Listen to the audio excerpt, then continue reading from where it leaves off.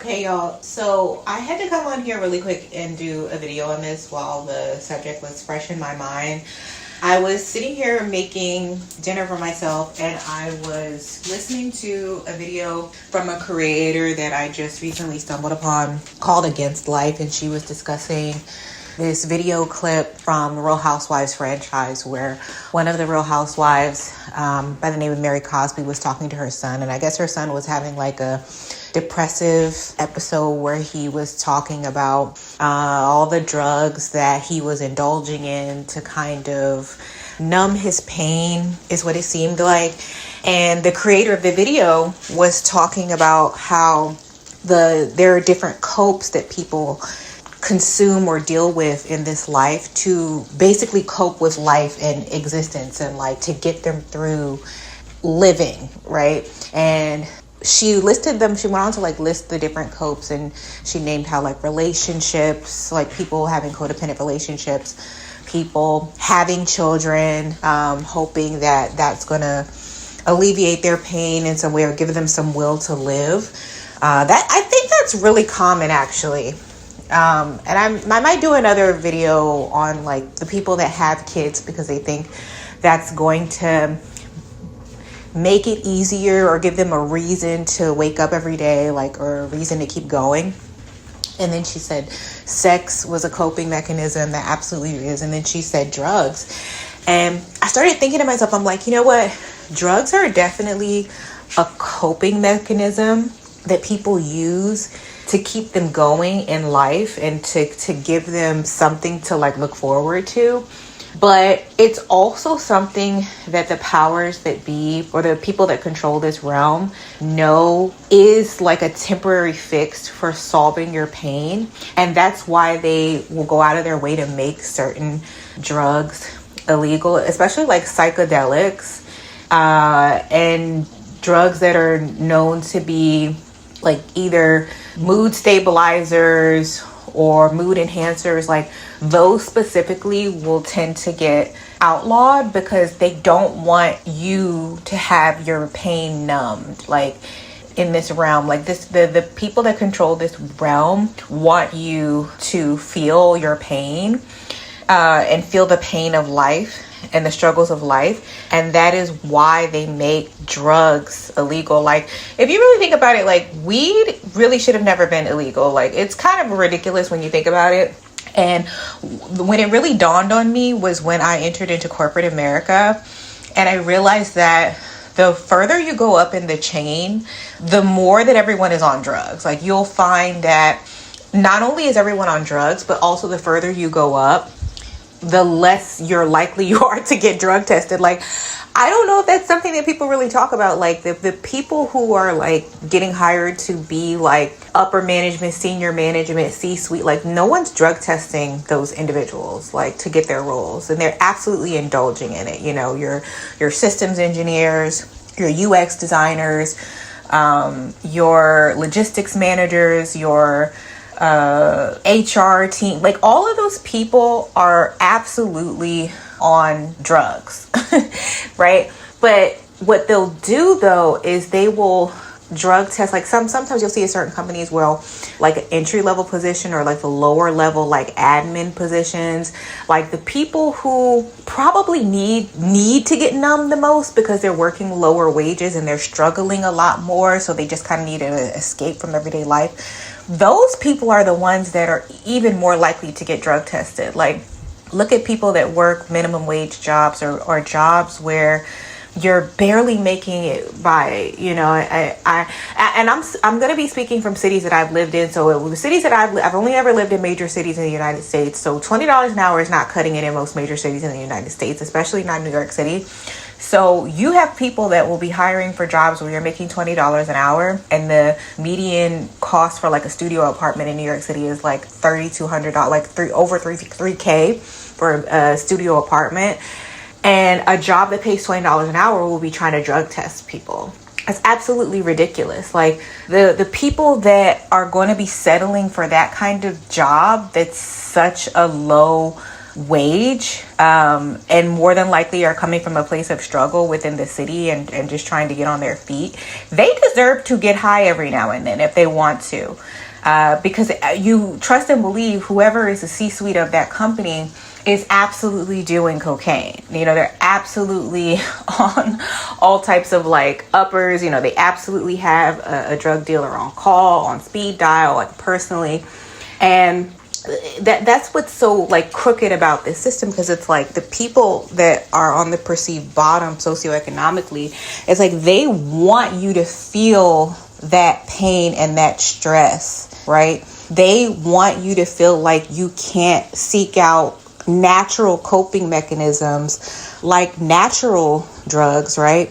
In order to just kind of treat your anxiety, to treat your depression, to give you some kind of boost, or like, no, they want you to feel all of it. They want you to feel that anxiety. They want you to feel that stress of like, I really need this job. And like, I have to make sure that my urine is clean, and I have to make sure that, I have all my ducks in a row, and that I'm fully committed to this job. And because they want you to ensure that your mind is fully committed to it. Like, you're not seeking any kind of escape outside of it. Like, you're going to live, eat, breathe, and, doo-doo work. And it's something that I realized as I was listening to this creator do the video, because the son was listing off a lot of different, drugs that he wasn't indulging in. And he kind of, he went from weed to like, I don't know if he did shrooms or he did like psychedelic, like he did LSD, and then he was in oxys, and then he, like he said, he was doing coke. Like, he literally went the full gamut of drugs. And like in his situation, he's a kid of privilege, so his parents had money, so he can do as much escaping as he wants, right? And that's another thing that I run into, right? Like, a lot of people that I find that can indulge in drugs the most, or use it as a form of escape the most, are usually the ones that you would think need it the least, because usually they're the ones that are the most privileged, or they have the most access to money. Like, I remember when I was friends with a particular group of people not too long ago, these were all individuals that were of a certain socioeconomic bracket in New York City. So these were people that were making $200K and up, right? I think the one guy in the group that made the most, he was making like $300,000, a little bit over $300,000 a year. This guy was like a raging drug addict, okay? Mind you, works for like a major bank in the city, right? Raging drug addict, right? Raging cocaine addict. If you went out with him for the night and it was getting really late and you needed a upper, like, he would give it to you. Like, he would just you just had it ready, he'd give it to you. I've never done cocaine, so I was never someone that indulged in it, but it was like, those kinds of things were always readily available. Like, and when you hung out with this group of people, whatever you wanted to do, you could get it, right? If you wanted to do shrooms, you could do shrooms. If you wanted to do Molly, you could do Molly. Like, if you wanted to indulge in whatever, you absolutely could. But then at the same time, it's like, what I would notice with these people was like, yeah, they had all this access to the drugs to make them feel good for the night. But in the morning, they'd feel like shit. And then like they would be taking another pill to boost their serotonin levels that had like dropped to the floor because they did all this Molly the night before, right? And then like, say it's the weekend, right? And like, say they went out on a Friday night with them. The Friday night would like start with like bar hopping, going to some happy hours. Then after you go to the happy hours, you're going to the club, you're dancing, you're starting to get tired. And then they start doing the cocaine. They start to, if they go to a rave, then they're going to do Molly or whatever. Wake up in the morning. They take something to boost their serotonin levels. They take some type of supplement or something to like make them not feel like total crap, right? And then Saturday afternoon rolls around, they're already breaking out the cocktails and they're starting the process like all over again. So it's like a constant, like imagine being in a constant state of like forever choosing something outside of yourself to numb yourself from life, like to perpetually be numb of life. That is what their lives were like. And separately, these were people who had very surface level friendships, relationships. These are people who, the women that would be with them were not really like in love with them. Like they had very unfulfilling love lives, right? And some of them in the group wanted to be in relationships. They wanted to have that closeness with, they wanted to be connected with someone, but all of their relationships were inauthentic. Because ultimately, the people that were in their immediate circle, the only commonality they all had was that they made a lot of money and they liked to do drugs together or go to the same type of parties. But that alone didn't mean actual natural connection, chemistry. Like they were unable to fully connect and have healthy, fulfilling, loving relationships with men and women because of their lifestyle choices, right? Which kept them in that perpetual loop. And I remember being on the outside looking in those dynamics and being like, this is really sad because none of you all are truly happy. You know what I mean? Like, yes, you have money. Yes, you have the ability to pretty much do whatever you want, but you're not really happy and you're not really living life because you're just one bad purchase away from an overdose potentially, right? And then what'll happen, right? Because you're so disconnected from self and spirit, you probably are going to end up coming right back here and maybe ended up doing the same thing all over again, right? And I realized I can't be around people like that. And I separated myself from those group of people, from those individuals. But at the same time, my time spent hanging out with them, I did learn so much about how it doesn't really matter, right? The level that you reach in life, there's always going to be individuals that you meet in this life, in this realm, that are looking to numb themselves with something.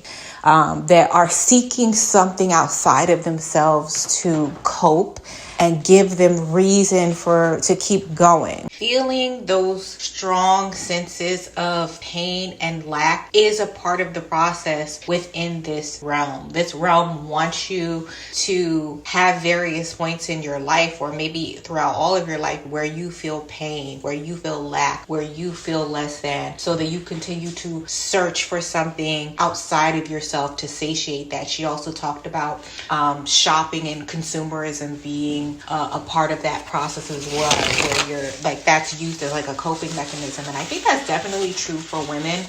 One of the girls that was a part of that friend group, she absolutely had a shopping addiction. She absolutely used to overindulge in the purchase of clothes, shoes, bags all the time. A lot of times, like very much luxury items, to the extent that at one point in time she got in a bunch of debt. And again, it was due to that like need of like filling a void that probably existed somewhere for her, where she was trying to fill it with material items, right? Filling it with material items, filling it with hookups, one night stands, filling it with drugs, like I said, filling it with that high paying job that's also really stressful. Like all of those things are just various ways in which people find or utilize coping mechanisms to make it through life, right? To get them through each and every day. And, you know, I'm not someone that, I don't want to come off like I'm either pro or anti-drugs. Like, honestly, I feel like people are going to do what they're going to do to numb their pain. But I'm someone that believes that you should attempt to navigate life in ways like, I don't think that people should just up and unalive themselves, right? If you want to do that, that's great, you know, that's fine too. Like, I wouldn't advise it, right? But I think that people should utilize other methods of coping to kind of strengthen like their etheric body. I think that's how you refer to it. I remember watching a video from New Life Tools where he was stating that having exercise, and the Afterlife also talked about that too on her channel. Doing exercise, like moving your body, is a really great way to release pain and trauma. Like, it's a great coping mechanism, and it's a really great stress reliever. I love to work out. I love fitness. It's absolutely my coping mechanism. It's absolutely something that I use to alleviate pain in my body. And just like the stressor, to deal with the stress of everyday life and existence. Like, whenever I have a lot on my mind, I do find that if I go and work out, me getting into a space where I'm not thinking, I'm only solely focused on strengthening my body, that helps me a lot. I definitely think that getting out in nature is a really healthy way to cope. I do think that traveling is a good way to cope. I do think getting around people that genuinely love and care about you and know you is a good way to cope. If you don't have that, I do think that there's ways in which you can at least get out and around other people. Like, even if you're not talking to them, I find that going to concerts, like going to music concerts or festivals, see people playing that I really like, artists that I really like, even just being in a room with all of that positive energy aimed at people singing along with music that they love, that alone can feel like a huge hug. Like, that can be such a huge relief. And it can bring you so much joy. Like, I do think there's ways to find joy and in ways that are like healthy, and it's not going to be like detrimental to your mind, like, right? It's not going to further break you down mentally, right? And that's why I don't really like to condone drugs and alcohol, because I do think that they weaken the mind. I do think that they weaken your physical body, and they break you down to an extent to where your mental health does deteriorate, and you do become more disconnected from yourself, your authentic self. And yeah, I really wouldn't advise it. But I know what people need to take a drink to take the edge off. I get that too. Like, if you want to smoke, I'm not going to say that you shouldn't be able to smoke. And like I said earlier in the video, I think that there are certain drugs, specifically ones that are known to calm the mind, that should not be illegal, right? It shouldn't be impossible for you to have access to them if it can bring you a sense of relief, even if it's temporary. I just think an over reliance on them needs to be examined, right? If you're literally using them to get you through every single day, like you have a codependency on them, I do think that's a problem. But